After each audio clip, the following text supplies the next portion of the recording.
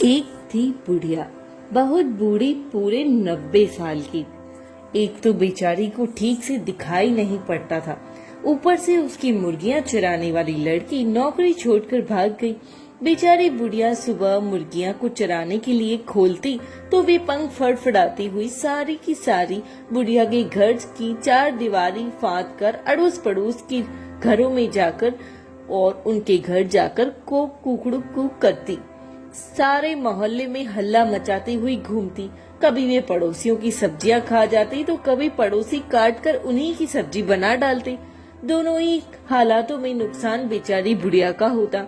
जिसकी सब्जी बर्बाद होती वह बुढ़िया को भला बुरा कहती और जिसके घर में मुर्गी पकती उससे बुढ़िया की हमेशा ही दुश्मनी रहती। हार कर बुढ़िया ने सोचा कि बिना नौकर के मुर्गियां पालना उसकी जैसी कमजोर बुढ़िया की बस की बात नहीं है। भला वो कहाँ तक डंडा लेकर एक एक मुर्गियां हाँकती फिरे। जरा सा काम करने में ही तो उसका दम फूल जाता है। और बुढ़िया निकल पड़ी लाठी लेकर नौकर की तलाश में। पहले तो उसने अपनी पुरानी मुर्गियां चराने वाली लड़की को ढूंढा, लेकिन उसका कहीं पता नहीं लगा। यहाँ तक कि उसके माँ बाप को भी नहीं मालूम कि वह लड़की आखिर गई कहाँ। नालायक और दुष्ट लड़की, कहीं ऐसे भी भाग जाता है क्या कोई? न जाने, न अता न पता, परेशान करके रख दिया है। बुढ़िया बड़बड़ाती हुई आगे बढ़ गई। थोड़ी दूर पर एक भालू ने बुढ़िया को बड़बड़ाते हुए सुना तो वह घूमकर सड़क पर आ गया और बुढ़िया को रोककर बोला, बुढ़िया नमस्कार, गुर्र करता हुआ। आज सुबह सुबह कहाँ जा रही हो? सुना है तुम्हारी मुर्गियां चुराने वाली लड़की नौकरी छोड़कर भाग गई है। ना हो तो मुझे ही नौकर पर रख लो, खूब देखभाल करूंगा तुम्हारी मुर्गियों की। अरे हटो, तुम भी क्या बात करते हो? बुढ़िया ने खिसियाकर उत्तर दिया। एक तो नीरे काले मोटे बदसूरत हो, मुर्गियां तो तुम्हारी सूरत देखते ही भाग खड़ी होगी। फिर तुम्हारी बेसुरी आवाज उनके कानों में पड़ी तो वे मुड़कर दबड़े की ओर आ जाएगी। एक तो मुर्गियों के कारण मोहल्ले भर से मेरी दुश्मनी हो गई है, दूसरा तुम्हारे जैसा जंगली जानवर और पाल लूं तो मेरा जीना भी मुश्किल हो जाएगा। छोड़ो, मेरा रास्ता मैं खुद ही ढूंढ लूंगी, अपने काम की नौकरानी। बुढ़िया आगे बढ़ी तो थोड़ी ही दूर पर एक सियार मिला और बोला, हुआ हुआ, राम राम बुढ़िया, कैसी किसकी खोज में हो? बुढ़िया खिसियाकर बोली, अरे खोज रही हूँ एक भली सी नौकरानी जो मेरी मुर्गियों की देखभाल करे। देखा भला मेरी पुरानी नौकरानी इतनी दुष्ट छोरी निकली कि बिना बताए कहीं भाग गई। अब मैं मुर्गियों की देखभाल कैसे करूं?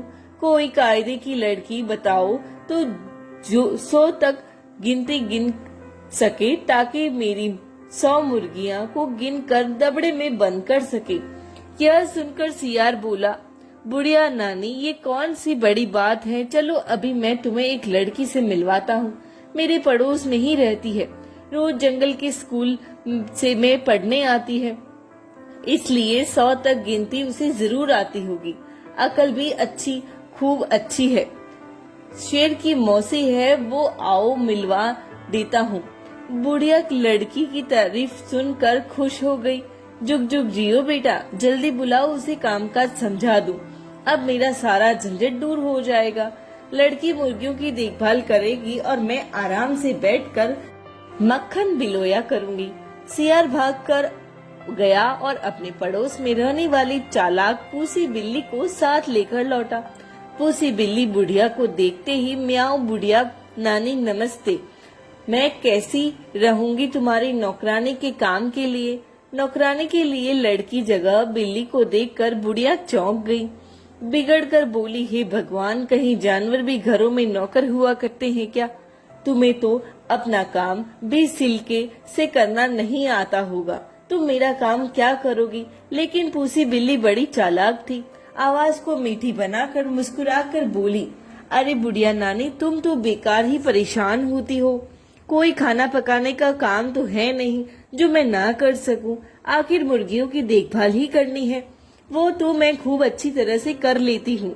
मेरी माँ ने तो खुद ही मुर्गियाँ पाल रखी है, पूरी 100 है, गिनकर मैं ही चराती हूँ और मैं ही गिनकर बंद करती हूँ। विश्वास न हो तो मेरे घर चलकर देख लो। एक 100 पूसी बिल्ली बड़ी अच्छी तरह बात कर रही थी और दूसरी बुढ़िया काफी थक गई थी, इसीलिए उसने ज्यादा बहस नहीं की और पूसी बिल्ली को नौकरी पर रख लिया। पूसी बिल्ली ने पहले दिन मुर्गियों को दबड़े में से निकाला और खूब भाग दौड़ कर पड़ोस में जाने से रोका। बुढ़िया पूसी बिल्ली की इस भाग दौड़ से संतुष्ट होकर घर के भीतर आराम करने चली गई। कई दिनों से दौड़ते भागते बेचारी काफी थक गई थी, तो उसे नींद भी आ गई। इधर पूसी बिल्ली ने मौका देखकर पहले ही दिन 6 मुर्गियों को मारा और चट कर गई। बुढ़िया जब शाम को जागी तो पूसी की इस हरकत का कुछ भी पता न लगा। एक तो उसे ठीक से दिखाई नहीं देता और उसे 100 तक गिनती भी नहीं आती थी, फिर भला वह इतनी चालाक उसे बिल्ली की शरारत कैसे जान पाती। अपनी मीठी मीठी बातों से बुढ़िया को खुश रखती और आराम से मुर्गियां चट करती।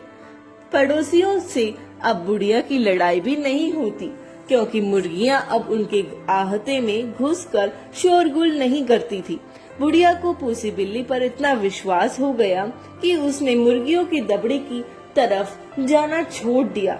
धीरे धीरे एक दिन ऐसा आया जब दबड़े में 20-25 मुर्गियां ही बची थी। उसी समय बुढ़िया भी टहलती हुई उधर ही आ निकली। इतनी कम मुर्गियां देखकर उसने पूसी से पूछा, क्यों रे पूसी, बाकी मुर्गियां को तूने चढ़ने के लिए कहाँ भेज दिया है? पूसी बिल्ली ने झट से बात बनाई, अरे और कहाँ भेजूंगी, बुढ़िया नानी सब पहाड़ के ऊपर चली गई है। मैंने बहुत बुलाया लेकिन वे इतनी शरारती हैं कि वापस ही नहीं आती। ओफो, ये शरारती मुर्गियां। बुढ़िया का बड़बड़ाना फिर शुरू हो गया। अभी जाकर देखती हूँ कि इतनी ढीठ कैसे हो गई है। पहाड़ के ऊपर खुले में घूम रही है, कहीं कोई शेर या भेड़िया आ ले गया तो बस। ऊपर पहुंचकर बुढ़ियों को मुर्गियां तो नहीं मिली सिर्फ उनकी हड्डियां और पंखों का ढेर। बुढ़िया को समझते देर न लगी कि सारी करतूत पूसी बिल्ली की है। वो तेजी से नीचे घर की ओर लौटी। इधर पूसी बिल्ली ने सोचा कि बुढ़िया तो पहाड़ पर गई है, अब वहाँ सिर पकड़कर रोएगी, जल्दी आएगी नहीं, तब तक क्यों ना मैं बचाई मुर्गियां भी चट कर लूं। यह सोचकर उसने बाकी मुर्गियों को भी मार डाला। अभी वह बैठी उन्हें खा ही रही थी कि बुढ़िया वापस लौटी। पूसी बिल्ली को मुर्गियां खाती देखकर वह गुस्से से आग बबूला हो गई। उसने पास पड़ी कोयलों की टोकरी उठाकर पूसी के सिर पे दे मारी। पूसी बिल्ली को चोट तो लगी, लेकिन उसका चमकीला सफेद रंग भी काला हो गया। अपने बदसूरती को देखकर वह रोने लगी। आज भी लोग इस घटना को भूले नहीं हैं और रोती हुई काली बिल्ली को डंडा लेकर भगाते हैं।